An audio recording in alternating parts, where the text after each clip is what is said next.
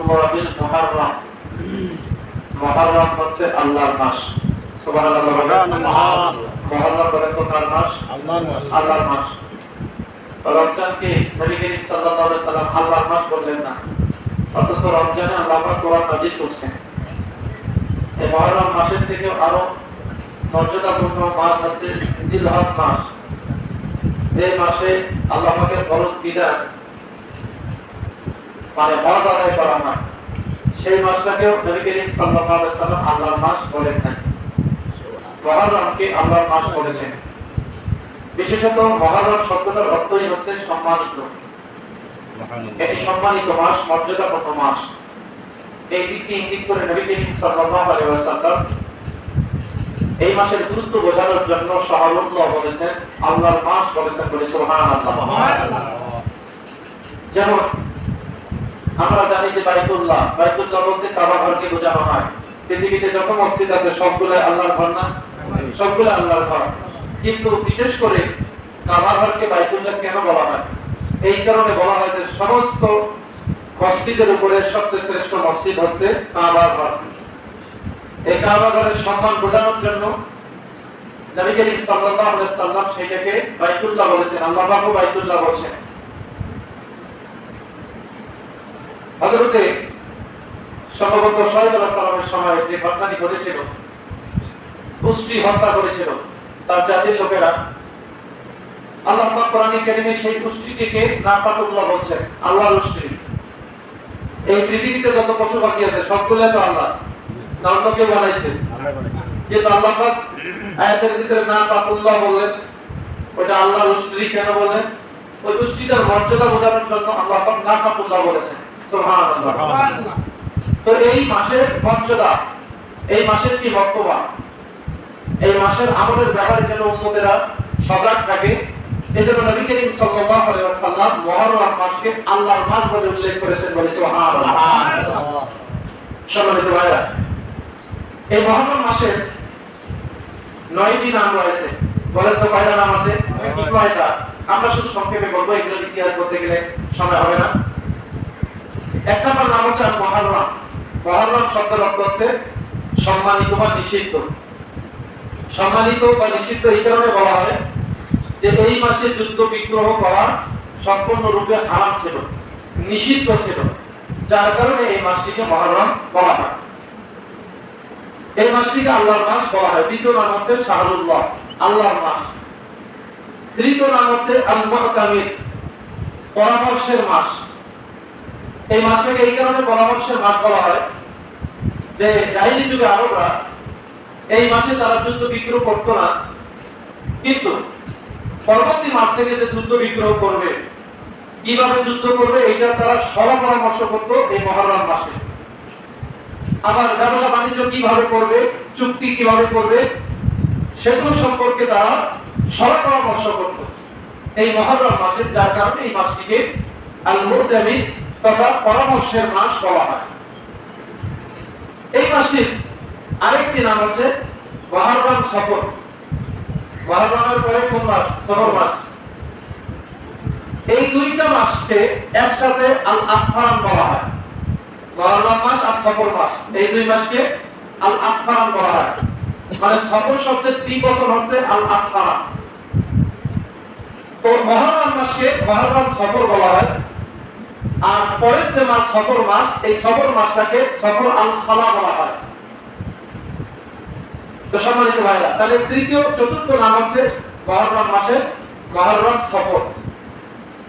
পঞ্চম নাম হচ্ছে আশহারুল আসাম বা শাহরুল্লাহিল আসাম, আল্লাহর নিস্তব্ধ মাস। এই মাসে যেহেতু যুদ্ধ বিগ্রহ নিষিদ্ধ ছিল, যার কারণে এই মাসটাকে নিস্তব্ধের মাস বলা হয়, কিংবা বধির মাস বলা হয়। আসাম মানে হচ্ছে কি? বধির, যে শুনতে পায় না।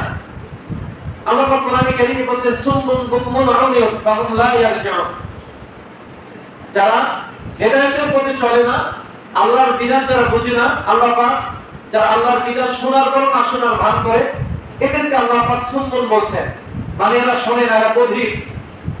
তো মুহররম মাসে যেহেতু যুদ্ধ বিগ্রহ নিষিদ্ধ ছিল, এই কারণে কোনো আনাহানি ছিল না, মারামারি ছিল না, যার কারণে এই মাসটাকে নিস্তব্ধতার মাস তথা বধির মাস বলা হয়।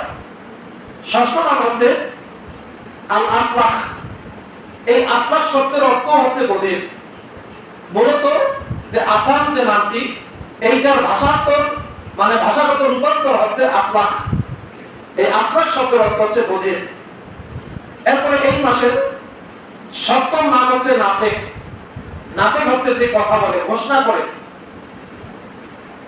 এই মাসকে আগে বলা হলো নিস্তব্ধতার মাস, আবার বলা হলো নাতেক, মানে যে মাস ঘোষণাকারী, যে কথা বলে। একটু কন্ট্রাডিকশন দেখা যায় না, বৈপরীত্য দেখা যায়। যে মাসটা নিস্তব্ধতার মাস, কিন্তু এই মাসকে নাতেক কেন বলা হয়? ওলামায়ে কেরাম বলছে যে এই মাস যখন শুরু হয়, এই মাস মনে হয় যেন ঘোষণা দেয় যে তোমরা এই মাসে যুদ্ধ বিগ্রহ করো না, কোন ধরনের হানাহানি করো না, কাটাকাটি করো না, মারামারি করো না, এবং যত বড় ভালো কাজ করো, নেকের কাজ করো। এই মাস মনে হয় যেন এই দিনে ঘোষণা দেয়, যার কারণে এই মাসটাকে নাতেক বলা হয়। বলে সুবহানাল্লাহ। নাতেক শব্দের অর্থ হচ্ছে যে কথা বলে, উচ্চ আওয়াজে কথা বলে। এই নাতেক থেকে মান্তেক এসেছে।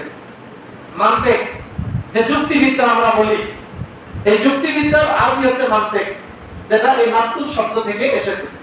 সম্মানিত ভাইরা, এরপরে অষ্টম নাম হচ্ছে আল মুবারক। এই মাসটি হচ্ছে অত্যন্ত বরকতময় মাস, যেহেতু এই মাসে একটি বরকতময় দিবস আছে আশুরা, এবং এই আশুরার দিবসে রোজা রাখলে আল্লাহ তাআলা বান্দার প্রতি দয়া করেন, অনুগ্রহ করেন, করুণা করেন, এবং বান্দাদের গুনাহখাতা আল্লাহ মাফ করে দেন, যার কারণে এই মাসটাকে বরকত মাস বলে। বলি সুবহানাল্লাহ। এবং নবম নাম হচ্ছে রাসুল আম। রাসুল আম শব্দের অর্থ হচ্ছে বছরের প্রধান, অর্থাৎ বছরের শুরুর মাস হচ্ছে এই মাস। আরবি বছর হচ্ছে 12টি মাস। এই 12টি মাসের প্রথম মাস হচ্ছে কি? মুহররম। যার কারণে এই মাসটিকে রাসুল আম, অর্থাৎ বছরের প্রধান তথা নববর্ষের মাস বলা হয়। বলি সুবহানাল্লাহ। সম্মানিত ভাইরা, এই হচ্ছে মুহররম মাসের নাম। আমরা এই মুহররম মাসে কি আমল করতে হবে সেগুলো আমরা ইনশাআল্লাহ আলোচনা করব। মুহররম মাসে বিশেষত রোজার ফজিলতের কথা এসেছে। বিশেষ করে আশুরার যে রোজা, এই রোজার ফজিলতের কথা নবী করিম সাল্লাল্লাহু আলাইহি ওয়াসাল্লাম হাদিসে ইরশাদ করেছেন। সহিহ মুসলিমের 1162 নম্বর হাদিসে নবী করিম সাল্লাল্লাহু আলাইহি ওয়াসাল্লাম বলেন যে সিয়ামু ইয়াউম আশুরা আহদাসিবু আলাল্লাহ আইয়ুকাফিরা সানাতাল্লাতী ক্বাবলা। সুবহানাল্লাহ। নবী করিম সাল্লাল্লাহু আলাইহি ওয়াসাল্লাম বলেন যে মুহররম মাসের যে আশুরা, এই আশুরার দিনে যদি কোনো ব্যক্তি রোজা রাখে, আমি আল্লাহর প্রতি আশা পোষণ করি যে আল্লাহ পাক 1 বছরের গুনাহ মাফ করে দেবেন। সম্মানিত ভাইরা, নবী করিম সাল্লাল্লাহু আলাইহি ওয়াসাল্লাম বলেন আমি ধারণা করি, আশা করি যে এই দিনটাতে যদি কেউ রোজা রাখে, যে আল্লাহ পাক ওই ব্যক্তি বিগত যে একটা বছর যত গুনাহ সগীরা করেছে, এই গুনাহ সগীরাগুলোকে আল্লাহ পাক মাফ করে দিবেন। বলে সুবহানাল্লাহ। সম্মানিত ভাইরা, তাহলে আশুরা দিবসের যে রোজা, এটা ফজিলত অনেক ফজিলত। আমি এইখানে প্রায় 50টা হাদিস সংগ্রহ করেছি আশুরার উপর। অতত বলা সম্ভব হবে না, যতটুকু আমরা পারি আলোচনা করব। সম্মানিত ভাইরা, রমজান মাসের পরে সর্বোত্তম যে রোজাটি আল্লাহ পাকের কাছে সর্বোত্তম হিসেবে পরিগণিত, সেটি হচ্ছে মুহররম মাসের আশুরার রোজা। বলি সুবহানাল্লাহ। নবী করিম সাল্লাল্লাহু আলাইহি ওয়াসাল্লাম বলেন, হযরত আবু হুরায়রা রাদিয়াল্লাহু তাআলা হাদিসটি বর্ণনা করেছেন। এই হাদিসটি সহিহ মুসলিমের 1163 নম্বর হাদিস। আল্লাহ নবী বলেন আফদালুস সিয়ামি বা'দা রমাদান শাহরুল্লাহিল মুহররম। মুহররম আল্লাহর মাস, এই আল্লাহর মাসের রোজা রমজানের রোজার পরেই সর্বোত্তম রোজা হচ্ছে মুহররমের রোজা। বলি সুবহানাল্লাহ। সম্মানিত ভাইরা, এই হাদিসের ভিতরে নবী করিম সাল্লাল্লাহু আলাইহি ওয়াসাল্লাম মুহররম মাসের রোজার কথা উল্লেখ করেছেন। এখানে আশুরার রোজার কথা উল্লেখ করেন নাই। এই হাদিসে সরাসরি মুহররম মাসের রোজার কথা উল্লেখ করেছেন। তাহলে এই হাদিস থেকে প্রতীয়মান হয় যে শুধু আশুরার নফল রোজা রাখতে হবে এমনটা না, সারা মাস আমরা যতটুকু পারি এই নফল রোজা বেশি বেশি রাখার চেষ্টা করতে হবে। যে মানে এই বিষয়টার দিকে নবী করিম সাল্লাল্লাহু আলাইহি ওয়াসাল্লাম ইঙ্গিত দিয়েছেন যে মুহররম মাসে আশুরা ব্যতীত অন্য সময় যদি আমরা রোজা রাখি, সেটা রমজান মাসের পরে যে সর্বোত্তম রোজা, সেই রোজাটাই হচ্ছে মুহররমের রোজা। বলি সুবহানাল্লাহ। সম্মানিত ভাইরা, এরপরে দেখেন নবী করিম সাল্লাল্লাহু আলাইহি ওয়াসাল্লাম হাদিসে কি বলেছেন? হযরত ইবনে আব্বাস রাদিয়াল্লাহু তাআলা তিনি বলেন যে মা রাআইতুন নবী সাল্লাল্লাহু আলাইহি ওয়াসাল্লাম ইয়াতাহাররা সিয়ামা ইয়াউমিন ফাতারাহু আলা গায়রিহি ইল্লা হাযাল ইয়াউম। নবী করিম সাল্লাল্লাহু আলাইহি ওয়াসাল্লামের সাহাবী হযরত আব্দুল্লাহ ইবনে আব্বাস রাদিয়াল্লাহু তাআলা তিনি বলেন যে আমি নবী করিম সাল্লাল্লাহু আলাইহি ওয়াসাল্লামকে কখনোই দেখি নাই, মানে কখনোই দেখি নাই যে নফল রোজার ব্যাপারে এত আগ্রহী। ইয়াতাহাররা, নবী করিম সাল্লাল্লাহু আলাইহি ওয়াসাল্লাম তাহাজ্জুদ করতেন, মানে তিনি চেষ্টা করতেন বেশি বেশি মানে রোজা রাখার তিনি পাবন্দী হইতেন, বেশি গুরুত্ব দিতেন যে মুহররম মাসে আশুরার দিনে যে রোজার ব্যাপারে নবী করিম সাল্লাল্লাহু আলাইহি ওয়াসাল্লাম এত গুরুত্ব দিতেন, অন্য কোন রোজার ব্যাপারে এত গুরুত্ব দিতে আমি নবী করিম সাল্লাল্লাহু আলাইহি ওয়াসাল্লামকে দেখি নাই। বলি সুবহানাল্লাহ। তাহলে সম্মানিত ভাইরা, এই মুহররম মাসের যে আশুরা, এই আশুরার যে রোজা, এইটাকে নবী করিম সাল্লাল্লাহু আলাইহি ওয়াসাল্লাম খুবই গুরুত্ব দিতেন। এরপরে তিনি বলেন ওয়া হাযা শাহর ইয়ানি রমাদান, এবং তিনি রমজান মাসের রোজার গুরুত্বের কথা উল্লেখ করেছেন। অর্থাৎ নবী করিম সাল্লাল্লাহু আলাইহি ওয়াসাল্লাম দুইটি মাসে রোজার খুবই গুরুত্ব দিতেন, দুইটা মাসে। এই দুই মাসের প্রথম মাস যে মুহররম, মুহররমের যে আশুরার রোজা, এইটার ব্যাপারে নবী করিম সাল্লাল্লাহু আলাইহি ওয়াসাল্লাম খুবই গুরুত্ব দিতেন। এবং দ্বিতীয়টি হচ্ছে রমজান মাসের রোজার ব্যাপারে নবী করিম সাল্লাল্লাহু আলাইহি ওয়াসাল্লাম খুবই গুরুত্ব দিতেন, যেটা অন্য কোন রোজার ব্যাপারে এত গুরুত্ব দিতেন না। সম্মানিত ভাইরা, তাহলে চিন্তা করুন এই আশুরার রোজা কি গুরুত্ব, কি ফজিলত। নবী করিম সাল্লাল্লাহু আলাইহি ওয়াসাল্লাম যে রোজার ব্যাপারে গুরুত্ব দিতেন। সম্মানিত ভাইরা, দেখেন এই হাদিসের মধ্যে ইয়াতাহাররা কথাটা আছে। ইয়াতাহাররা এই শব্দটা কেন ব্যবহার করা হলো? দেখেন গুরুত্ব বোঝানোর জন্য ইয়াতাহাররা কথাটা বোঝানো হয়েছে। মূলত আমরা যদি কোথাও সফরে যাই, সফরে যাওয়ার পরে নামাজ পড়ি, আপনি কি আন্দাজে কোনো একদিকে মুখ করে নামাজ পড়া যাবে? কোনো একদিকে যদি আপনি মুখ করে হুদায় নামাজ পড়েন, এটা যদি পশ্চিম দিকেও হয়, তারপর আপনার নামাজ হবে না। ভালো করে খেয়াল করেন, নামাজ হবে না। আপনি এমন জায়গায় গেছেন যে জায়গায় আপনার মাথার কি ঠিক নেই, পশ্চিম কোণটা আপনি নির্ধারণ করতে পারতেছেন না, তাহলে এমন অবস্থা আপনাকে কি করতে হবে? নবী করিম সাল্লাল্লাহু আলাইহি ওয়াসাল্লাম তাহাররি করার কথা বলছেন। তাহাররি মানে তুমি চেষ্টা করো, সাধনা করো, মানে অনুসন্ধান করো যে পশ্চিম কোনটা। এরপরে ওইটা অনুসন্ধান করার পরে, চেষ্টা করার পরেও যদি ওইটা পশ্চিম না হয়, আপনি যদি পূর্ব দিকেও নামাজ পড়েন, তারপরে আপনার নামাজ হবে। তারপরে কি হবে? নামাজ হয়ে যাবে। আপনার যদি কিবলার দিকেও নামাজ না পড়েন, কিন্তু এখানে কি তো আছে? তাহাজ্জুদ করার কথা বলা আছে, মানে কি গুরুত্ব দিতে বলা আছে। কিবলা কোনটা এইটা আপনাকে গুরুত্ব দিতে হবে, কেননা কিবলা ছাড়া তো নামাজ হয় না। আপনি যদি জেনে শুনে নামাজ পড়েন, কিবলার দিকে মুখ না করে অন্য দিকে, নামাজ কি হবে? হবে না। তাহলে নবী করিম সাল্লাল্লাহু আলাইহি ওয়াসাল্লাম গুরুত্ব দেওয়ার জন্য, বোঝানোর জন্য তাহাজ্জুদ করার কথা বলছেন। সম্মানিত ভাইরা, এইখানে সেই শব্দটাই ব্যবহার করা হয়েছে, তাহাজ্জুদের কথা বলা হয়েছে, যে নবী করিম সাল্লাল্লাহু আলাইহি ওয়াসাল্লাম অনুসন্ধান করতেন। অর্থাৎ আশুরার রোজার এতই গুরুত্ব যে নবী করিম সাল্লাল্লাহু আলাইহি ওয়াসাল্লাম এইটার ব্যাপারে খুব হিসাব রাখতেন যে না, এই দিনে রোজা অবশ্যই রাখতে হবে। সম্মানিত ভাইরা, তাহলে আশুরার দিনের রোজার যে গুরুত্ব, এটা হাদিস দ্বারা প্রমাণিত, এটা দুর্বল কোন হাদিস না। দেখেন সহিহ বুখারী মুসলিমের হাদিস, মুত্তাফাকুন আলাইহির হাদিস। এরপরে দেখেন এই আশুরার রোজার এতই গুরুত্ব যে জাহেলী যুগে যারা মুশরিক ছিল, যারা ইহুদি কিংবা খ্রিস্টান ছিল, এই জাহেলী যুগের কাফেররা আশুরার দিনে রোজা রাখতো। সুবহানাল্লাহ, সুবহানাল্লাহ। আশুরার দিনে রোজা রাখতো জাহেলী যুগের মানুষেরা। হযরত আয়েশা রাদিয়াল্লাহু তাআলা আনহা তিনি হাদিসটি বর্ণনা করেন, তিনি বলেন কানা ইয়াউমু আশুরা তাসুমুহু কুরাইশুন ফিল জাহিলিয়া, যে আশুরার দিনে কুরাইশরা তারা রোজা রাখতো জাহেলী যুগে। এরপরে ওয়াকানা রাসূলুল্লাহ সাল্লাল্লাহু আলাইহি ওয়াসাল্লাম ইয়াসুমুহু, নবী করিম সাল্লাল্লাহু আলাইহি ওয়াসাল্লাম এই আশুরার দিনে রোজা রাখতেন। বলি সুবহানাল্লাহ। সম্মানিত ভাইরা, দেখেন আশুরার দিনে মক্কার যে কাফের যারা কুরাইশ, তারাও জাহেলী যুগে কি করতো? এই আশুরার দিনে রোজা রাখতো। যখন ইসলামের আগমন ঘটলো, তখন নবী করিম সাল্লাল্লাহু আলাইহি ওয়াসাল্লাম এই আশুরার দিনে রোজা পালন করেছেন। বলি সুবহানাল্লাহ। সম্মানিত ভাইরা, এরপরে এই আশুরার দিনে পরিবারের ব্যাপারে, খরচের ব্যাপারে হাদিস একটা এসেছে, দুর্বল হাদিস। এইটা দুর্বল হাদিস। আবার ওলামায়ে কেরাম কেউ বলছেন যে হাদিসটা হচ্ছে হাসান হাদিস বলছেন। যেমন আল্লামা সুয়ুতী রাহমাতুল্লাহ আলাইহি তিনি এই হাদিসটাকে পরিবারের আশুরার দিনে খরচের ব্যাপারে এই হাদিসটাকে তিনি হাসান বলছেন। ইমাম ইবনে হাজার আসকালানী রাহমাতুল্লাহ আলাইহি তিনি এই হাদিসটাকে হাসান বলেছেন। তবে অধিকাংশ ওলামায়ে কেরাম বলছেন পরিবারের ব্যয়ের ক্ষেত্রে আশুরার দিনে এই হাদিসটি হচ্ছে দুর্বল হাদিস। এই হাদিসটা কি হাদিস? দুর্বল হাদিস।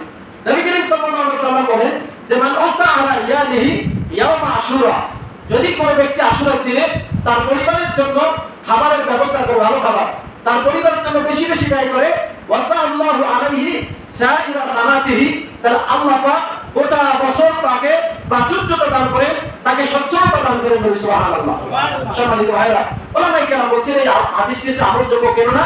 এটি হচ্ছে ফজিলতের হাদিস, যেহেতু কেউ বলছেন দুর্বল, আবার কেউ বলছেন হাসান। আর হাসান হাদিস হচ্ছে কি, এটা মানে আমলযোগ্য হাদিস। সম্মানিত ভাইরা, এরপর দেখেন হাদিসে কি এসেছে যে এই দিনের রোজার ব্যাপারে হাদিসে এসেছে হযরত আশআস ইবনে কায়েস তিনি বলেন যে আমি একবার হযরত আব্দুল্লাহ ইবনে মাসউদ রাদিয়াল্লাহু তাআলা আনহুর কাছে গেলাম। হযরত আব্দুল্লাহ ইবনে মাসউদ রাদিয়াল্লাহু তাআলা আনহু তিনি, আমি দেখলাম ওহু ইয়াতাকাত্তা ইয়াউম আশুরা, আশুরার দিনে তিনি খাবার খাচ্ছেন, আশুরার দিনে তিনি খাবার খাচ্ছেন। তো আমি বললাম ইয়া আবা, তিনি বলেন যে ইয়া আবা মুহাম্মদ, হযরত আব্দুল্লাহ ইবনে মাসউদ রাদিয়াল্লাহু তাআলা আনহু তিনি হযরত আশআস ইবনে কায়েসকে বলতেছেন ইয়া আবা মুহাম্মদ, হে আবু মুহাম্মদ তুমি আমার কাছে আসো, উদরু তুমি আমার কাছে আসো, ফাকুল এবং তুমি আমার সাথে খাও। আল্লাহ পয়গম্বরের দলিলুল কবর সাহাবী হযরত আব্দুল্লাহ ইবনে মাসউদ রাদিয়াল্লাহু তাআলা আনহু তিনি খাবার খাচ্ছেন আশুরার দিনে। তো তার কাছে হযরত আশআস গেছেন। তো যখন তিনি গেছেন হযরত আব্দুল্লাহ ইবনে মাসউদ রাদিয়াল্লাহু তাআলা আনহু বলেন যে আসো তুমি আমার সাথে খাও। তিনি বললেন, হযরত আশআস বললেন যে ইন্নী সাইম, আমি তো রোজাদার। কেননা আজকের দিনটা হচ্ছে কি মানে আশুরার দিন, আমি তো রোজা আছি। হে আল্লাহর পয়গম্বরের সাহাবী হযরত আব্দুল্লাহ ইবনে মাসউদ রাদিয়াল্লাহু তাআলা আনহু তিনি বলেন যে ফাকালা কুননা নাসুমুহু, তিনি আশআসকে বললেন যে আমরা নবী করিম সাল্লাল্লাহু আলাইহি সাল্লামের সময়ে এই দিনে রোজা রাখতাম। আসলে তিনি কি করতাম? রোজা রাখতাম। সুম্মা তুরিকা লাম্মা নাযালা রমাদান, কিন্তু রমজানের যখন বিধান নাযিল হলো তখন আমরা এই দিনে আশুরার দিনে রোজা রাখাটাকে এটা ইসলামিক করে নিলাম। বলে চাই কেউ যেন থাকতে পারে, আবার ইচ্ছা করলে কেউ নাও থাকতে পারে। সম্মানিত ভাইরা, তাহলে রমজানের রোজা এইটা নাযিল হওয়ার আগে, এই রমজানের রোজার আগে এই আশুরার রোজাটা আবশ্যক ছিল। আশুরার রোজা কি ছিল? ফরজ ছিল। মানে প্রত্যেকটা ব্যক্তি এই আশুরার রোজা রাখতো। নবী করিম সাল্লাল্লাহু আলাইহি সাল্লাম আশুরার রোজা রাখতেন। এমনকি এই আশুরার রোজার গুরুত্ব দিতে গিয়ে সাহাবায়ে কেরাম তাদের ছোট ছোট বাচ্চাদেরকে আশুরার দিনে রোজা রাখাইতো। সুবহানাল্লাহ বলবেন না? আশুরার দিনে ছোট ছোট বাচ্চারা তারাও কি রোজা রাখতো ভাইরা। তাহলে সম্মানিত ভাইরা, তো নবী করিম সাল্লাল্লাহু আলাইহি সাল্লাম তিনি মানুষদেরকে ঘোষক পাঠাই দিতেন, মদিনার আনসারদের কাছে ঘোষক পাঠাই দিতেন, মদিনার বিভিন্ন জায়গায় ঘোষণাকারীদেরকে পাঠাই দিতেন। তারা ঘোষণা দিত যে আজকের দিন হচ্ছে আশুরার দিন, সুতরাং কোনো ব্যক্তি যদি সকালবেলা উঠে কিছু খেয়ে থাকো তাহলে বাকি দিন আর কিছু খাওয়া না, বাকি দিন না খেয়ে থাকবা, রোজা পালন করবে। আর যদি কেউ না খেয়ে থাকো তাহলে বাকি দিন আর কিছু খাওয়া যাবে না। নবী করিম সাল্লাল্লাহু আলাইহি সাল্লাম তিনি ঘোষক পাঠাই দিতেন। সম্মানিত ভাইরা, একটু চিন্তা করেন এই আশুরার দিনের রোজা কত মর্যাদা, কত ফজিলত। যে আল্লাহর পয়গম্বর ঘোষক পাঠাই দিয়ে, মানুষ পাঠাই দিয়ে মানুষের কাছে ঘোষণা দিয়ে দিতেন আজকে হচ্ছে আশুরার দিবস, কেউ যদি সকালবেলা উঠে খেয়ে থাকো তাহলে আর কিছু খাইবে না, বাকি দিন আর কিছু খাওয়া যাবে না। আর যদি কেউ কিছু না খেয়ে থাকো তাহলে বাকি দিন আর কিছু খাওয়া যাবে না। তাহলে চিন্তা করে এই রোজাকে নবী করিম সাল্লাল্লাহু আলাইহি সাল্লাম কি গুরুত্ব দিতেন। হাদিসে দেখেন যে সাহাবায়ে কেরাম হযরত রুবাই বিনতে মুআফিস রাদিয়াল্লাহু তাআলা আনহা তিনি হাদিসটি তিনি বর্ণনা করেন। তিনি বলেন আরসালান নবী সাল্লাল্লাহু আলাইহি সাল্লাম ওয়াদাতান আশুরা ইলা কুরান আনসার, নবী করিম সাল্লাল্লাহু আলাইহি সাল্লাম আনসারদের গ্রামে একজন ঘোষক পাঠাই দিতেন। সেই ঘোষক যখন ঘোষণা দিত ফাকুননা নাসুমুহু বাদা, এই ঘোষকের ঘোষণা দেওয়ার পরে আমরা রোজা রাখতাম। ওয়ানুসাফিমু সিবিয়ানানা, এমনকি আমরা আমাদের ছোট ছোট বাচ্চাদেরকেও রোজা রাখাইতাম। বলি সুবহানাল্লাহ। আমরা নিজে রোজা রাখতাম, নাসুমুহু আমরা রোজা রাখতাম, ওয়ানুসাফিমু এবং আমরা রোজা রাখাইতাম। চিন্তা করছেন, নিজেরাও রোজা থাকতো এবং তাদের সন্তানদেরকেও কি রোজা রাখাইতো। ছোট ছোট বাচ্চা যারা খেলার বাচ্চা, এই বাচ্চাদেরকে কি করাইতো, মানে সাহাবায়ে কেরাম তারা রোজা রাখাইতো ভাইরা। এরপরে তিনি বলেন, এই মহিলা সাহাবী বলেন যে ওয়ালাজাল্লাহুল্লাহ পাতা মিনাল আইহ, আমরা তাদের জন্য তুলা দিয়ে কিংবা কাপড় দিয়ে পুতুল বানাই দিতাম। কি বানাই দিত? পুতুল। এমন পুতুল যে পুতুলের কি মানে চোখ থাকতো না, মানে চোখ মুখ এগুলো কি থাকতো না, এমনি একটা পুতুলের আকৃতি সন্তানদেরকে তারা কি করতো, বানিয়ে দিত। বাইনা বাকা আহাদুহু আলা তাআম আতাইনাহু যালিকা হাত্তা ইয়াকুনা ইনতাল ইফতার, যখন এই ছোট ছোট বাচ্চারা ক্রন্দন করতো, কান্না করতো, ক্ষুধার জ্বালা যখন সহ্য করতে পারতো না, তখন আমরা এই খেলনাগুলো, এই পুতুলগুলো আমাদের সন্তানদেরকে দিয়ে তাদেরকে খাদ্যের কথা ভুলাই রাখতাম। যতক্ষণ না ইফতার হয় ততক্ষণ পর্যন্ত আমরা তাদেরকে খেলনা দিয়ে ভুলাই রাখতাম। বলি সুবহানাল্লাহ। তাহলে সম্মানিত ভাইরা, এই আশুরা রোজার অনেক ফজিলত, অনেক গুরুত্ব। এত গুরুত্বের কথা হাদিসে এসেছে সম্মানিত ভাইরা। মানে আপনাদেরকে বলি যে এই আশুরা রোজার যে ফজিলত, আমি আপনাদের সঙ্গে এখানে অনেকগুলো হাদিস নিয়ে এসেছি, সেগুলো বলা সম্ভব হবে না। যে সম্মানিত ভাইরা, আমরা জানি যে আশুরা দিবসটা হচ্ছে একটা ঐতিহাসিক দিবস। এই আশুরা দিবসে এই পৃথিবীতে অনেকগুলো ঘটনা ঘটেছে, অনেক ঘটনা। এর ভিতরে একটি ঘটনা হচ্ছে হযরত মুসা আলাইহিস সালামকে আল্লাহ পাক ফেরাউনের হাত থেকে নিষ্কৃতি দিয়েছেন। অর্থাৎ আল্লাহ পাক এই দিনটাতে ফেরাউনের মতো নিকৃষ্ট একজন জালেমকে আল্লাহ পাক দুনিয়া থেকে একবারে নিশ্চিহ্ন করে দিয়েছেন। বলি সুবহানাল্লাহ। সম্মানিত ভাইরা, আসলে দিনের এতই গুরুত্ব যে আল্লাহ পাক এই দিনে ফেরাউনকে ধ্বংস করেছেন। তাহলে এখান থেকে শিক্ষার তো কিছু আছে ভাইরা, এখান থেকে শিক্ষা আছে। সুতরাং আশুরা দিবসের ব্যাপার যেহেতু জালেমদেরকে ধ্বংস করে দেন, এই পৃথিবীতে যারা জালেম আছে, জালেমদের শিক্ষা হচ্ছে, আশুরার শিক্ষা হচ্ছে মানুষের প্রতি জুলুম করা যাবে না, অন্যায় করা যাবে না, অবিচার করা যাবে না, নচেত আল্লাহ পাক তাদেরকে ধ্বংস করবেন, এটা নিশ্চিত, কোনো সন্দেহ নাই। কথা বলেন ঠিক কিনা? সম্মানিত ভাইরা, আমরা বিশ্বাস করি মনে প্রাণে আল্লাহ পাক আশুরার দিনে জালেমদেরকে ধ্বংস করবেন না করুন, যে কোনো দিনে আল্লাহ পাক জালেমদেরকে ধ্বংস করে দিতে পারেন। পারেন কি পারেন না? পৃথিবীর অন্যতম একটু জালেম রাষ্ট্র হচ্ছে ভারত, যেখানে মুসলমানদের প্রতি প্রতিনিয়ত জুলুম করা হচ্ছে, অবিচার করা হচ্ছে, মুসলমানদের মসজিদ ভেঙে ফেলা হচ্ছে, মাদ্রাসা ভেঙে ফেলা হচ্ছে। আমরা এখান থেকে বিশ্বাস করি আজ হোক কাল হোক এই পৃথিবীর মানচিত্র থেকে ভারত নামক রাষ্ট্র ছিন্ন বিচ্ছিন্ন হয়ে যাবে। কথা বলে ঠিক কিনা? আজকে তারা মুসলমানদের প্রতি জুলুম করে, আজকে তারা দুঃসাহস দেখাচ্ছে।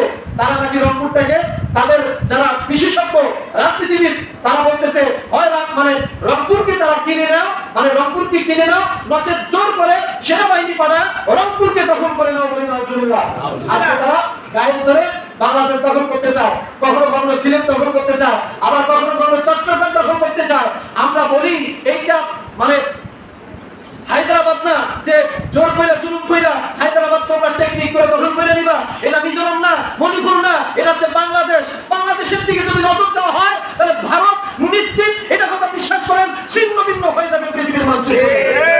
ভারত ছিন্ন ভিন্ন হয়ে যাবে ভাইরা। নবী করিম সাল্লাল্লাহু আলাইহি ওয়াসাল্লাম ভবিষ্যৎবাণী করেছেন গাজওয়া হিন্দের ব্যাপারে, যে মুসলমানরা ভারতের যে বাদশা থাকবে, রাজা বাদশা থাকবে, যারা শাসক থাকবে, এই শাসকদের গলায় বেড়ি পরায়া, শিকল পরায়া মানে খলিফার দরবারে নিয়ে যাবে। এই হাদিসে নবী করিম সাল্লাল্লাহু আলাইহি ওয়াসাল্লাম ভবিষ্যৎবাণী করেছেন। সুতরাং আমাদের ভয়ের কিছু না, মুসলমানরা অবশ্যই হিন্দুস্তানের যারা জালিম শাসক আছে তাদের গলায় শিকল পরায়া টেনে হেঁচড়ে মুসলমান খলিফার কাছে নিয়ে যাবে। আল্লাহ পয়গম্বর ভবিষ্যৎবাণী করেছেন ভাইরা। সুতরাং আমাদের ভয়ের কিছু নাই। আমাদের দেশের দিকে যদি ভারত নজর দেয়, বলে কাপুরুষের মতো বসে থাকবো না, বসে থাকতে পারি না।